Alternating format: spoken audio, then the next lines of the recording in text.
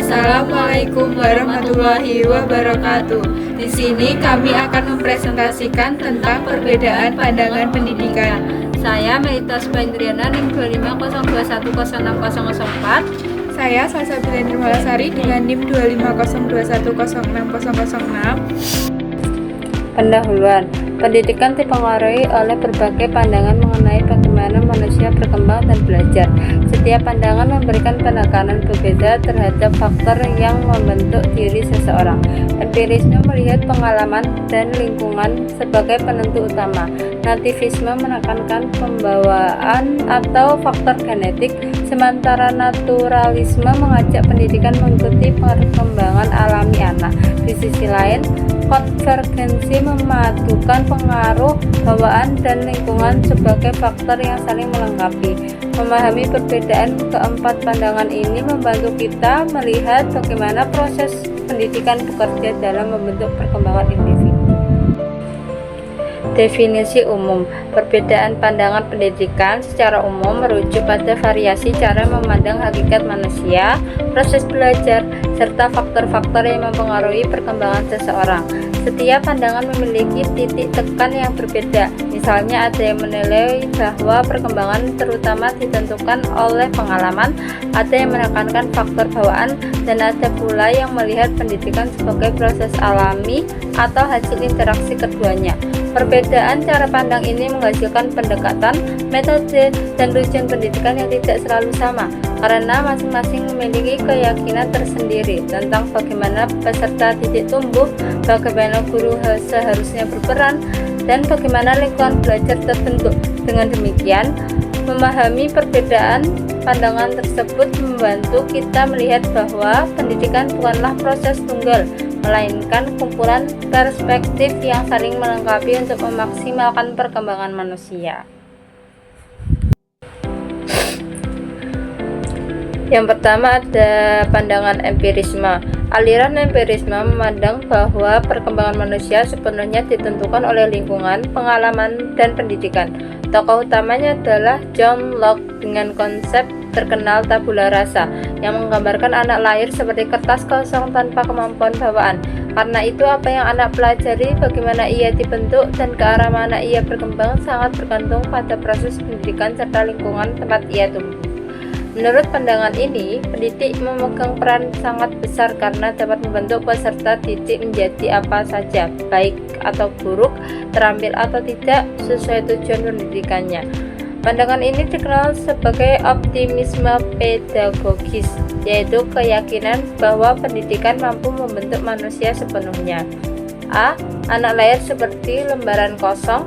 B. Lingkungan dan pengalaman menentukan perkembangan anak. C. Pendidikan dapat membentuk anak menjadi apa saja. D. Bakat bawaan dianggap tidak berpengaruh dan sangat kecil perannya. Yang kedua ada pandangan nativisme. Berbeda dengan empirisme, aliran nativisme menekankan bahwa perkembangan manusia ditentukan oleh bakat dan pembawaan sejak lahir. Tokohnya adalah Arthur Schopenhauer. Aliran ini memandang bahwa karakter dasar seseorang sudah terbentuk sejak lahir, sehingga pendidikan tidak bisa mengubah sifat bawaan tersebut.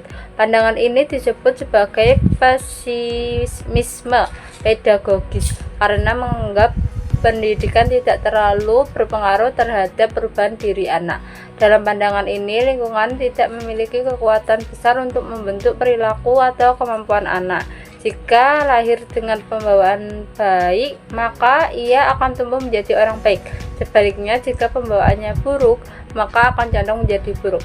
Pendidikan hanya bisa membantu mengembangkan bakat yang sudah ada, bukan mengubahnya. Jadi, perkembangan ditentukan oleh faktor bawaan sejak lahir. Lingkungan dan pendidikannya dianggap tidak bisa mengubah sifat dasar. Pendidikan hanya berfungsi mengembangkan bakat bawaan. Baik buruknya anak berasal dari pembawaan, bukan hasil dari pendidikan. Selanjutnya, saya akan menjelaskan tentang pandangan naturalisme. Pandangan naturalisme menegaskan bahwa perkembangan dan pendidikan anak terutama dipengaruhi oleh faktor alamiah atau potensi bawaan sejak lahir. Menurut aliran ini, setiap anak lahir dengan kemampuan dan kecenderungan tertentu yang akan berkembang secara alami jika jika tidak dihalangi oleh lingkungan atau pendidikan yang terlalu mengekang. Tokoh utamanya adalah Jean-Jacques Rousseau, berpendapat bahwa anak pada dasarnya baik dan memiliki potensi alami yang perlu dijaga, bukan dibentuk secara paksa. Karena itu, pendidikan seharusnya mengikuti alur perkembangan alamiah anak, memberi kebebasan serta menghindari tekanan atau aturan yang terlalu ketat. Terpenting, peran pendidikan adalah memfasilitasi tumbuhnya potensi bawaan tersebut, bukan mengubah atau memaksanya. Ciri utamanya adalah anak berkembang sesuai hukum alam dan potensi yang sudah dimiliki sejak lahir. Pendidikan harus mengikuti perkembangan alami anak, bukan memaksakan aturan dari luar. Lingkungan hanya memberi rangsangan minimal potensi bawaan lebih dominan. Selanjutnya ada pandangan konvergensi. Pandangan konvergensi menyatakan bahwa perkembangan dan pendidikan anak dipengaruhi oleh gabungan antara faktor bawaan, nature, atau lingkungan. Menurut tokoh utamanya, William Stern, potensi dasar yang dimiliki anak sejak lahir tidak akan berkembang secara optimal tanpa didukung lingkungan yang tepat, seperti pendidikan, pengalaman, dan pola asuh. Begitu pola sebaiknya, lingkungan yang baik tidak akan efektif jika tidak ditopang oleh kemampuan dasar anak. Dengan demikian, konvergensi memandang perkembangan sebagai hasil pertemuan dua faktor bawaan dan lingkungan yang saling melengkapi dan tidak dapat dipisahkan dalam proses pendidikan. Ciri utamanya, perkembangan anak dipengaruhi oleh dua faktor sekaligus. Yang pertama, heredity atau pembawaan atau genetik. Yang kedua ada environment, lingkungan atau pendidikan. Pendidikan tidak bisa hanya mengandalkan bakat bawaan atau lingkungan. Keduanya harus bekerja secara bersamaan. Yang terakhir ada peran guru dan keluarga penting dalam mengembangkan potensi yang sudah dimiliki anak. Inti dari 4 pandangan tersebut adalah, intinya perbedaan keempat pandangan pendidikan ini terletak pada faktor apa yang dianggap paling berpengaruh dalam berkembangnya manusia. Empirisme menekankan bahwa lingkungan adalah penentu utama perkembangan. Nativisme menganggap faktor bawaan sejak lahir sebagai penentu dominan.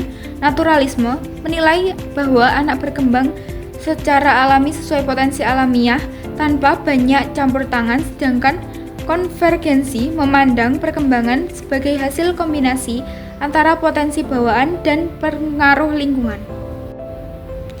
Kesimpulan dari presentasi kami adalah perbedaan pandangan pendidikan menunjukkan bahwa perkembangan manusia dipengaruhi oleh berbagai faktor yang dipahami secara berbeda-beda oleh tiap aliran. Ada pandangan yang menekankan peran lingkungan, ada yang menonjolkan faktor bawaan, ada yang melihat perkembangan sebagai proses alami, dan ada pula yang memandang keduanya saling melengkapi. Perbedaan ini mencerminkan bahwa pendidikan bukan proses tunggal, melainkan perpaduan berbagai perspektif tentang bagaimana peserta didik tumbuh dan belajar. Dengan memahami seluruh pandangan tersebut, pendidik dapat melihat perkembangan manusia secara lebih utuh dan memilih pendekatan yang paling sesuai untuk membantu setiap anak mencapai potensi terbaiknya. Sekian presentasi dari kami, kurang lebihnya mohon maaf. Jika ada pertanyaan dapat disampaikan di kolom komentar. Terima kasih teman-teman. Wassalamualaikum warahmatullahi wabarakatuh.